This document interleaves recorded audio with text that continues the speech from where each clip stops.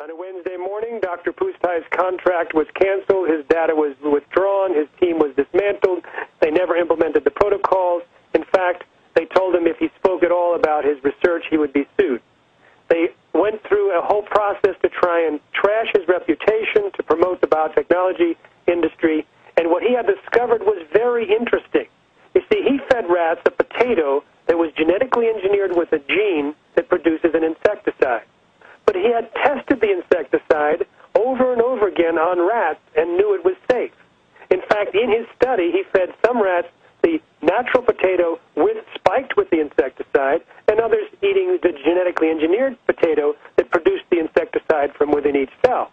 But only those that ate the GM potato, the genetically modified potato, got these illnesses and got this sickness. So it's the way the poison was being delivered. Exactly. It was the process of it was the process of genetically engineering the potato that caused the problem, and that was what his great concern for him was, because he was aware that the same process was used to create the soy and corn and tomatoes. And it was eating their livers. Folks, you don't drink Jack Daniels because you don't want to die of liver failure. Hell, you eat potatoes and corn, you get it. I mean, this is serious.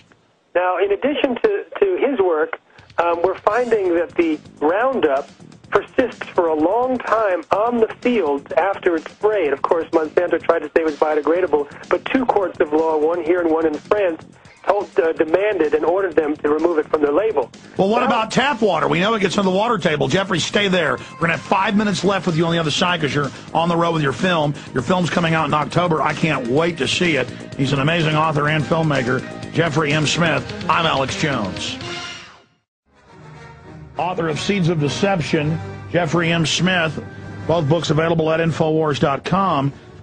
Just hundreds and hundreds of these studies of the sterilization, the reduction in fertility.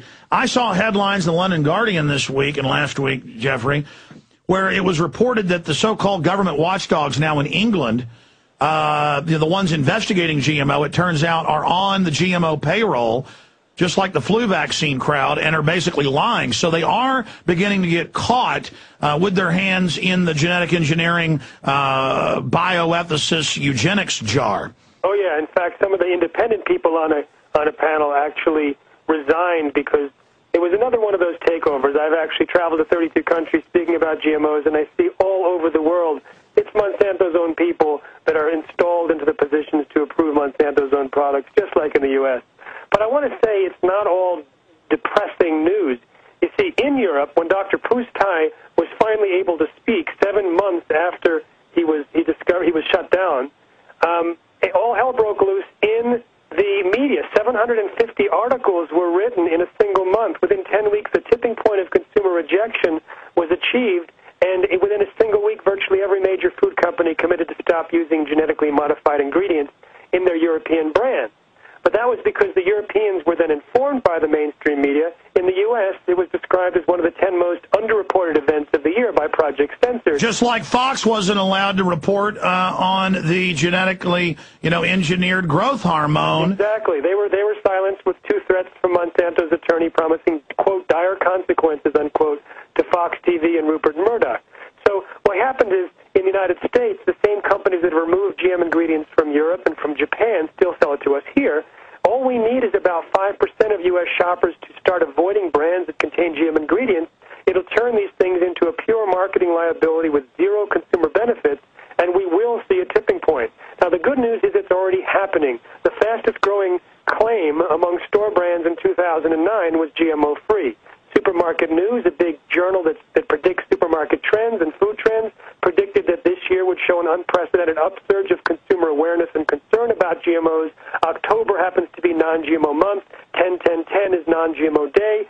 And the sales of our non-GMO shopping guide and the views on our site at non-GMOshoppingguide.com, which help people maneuver around the GM ingredients to buy the non-GM brands, they're skyrocketing.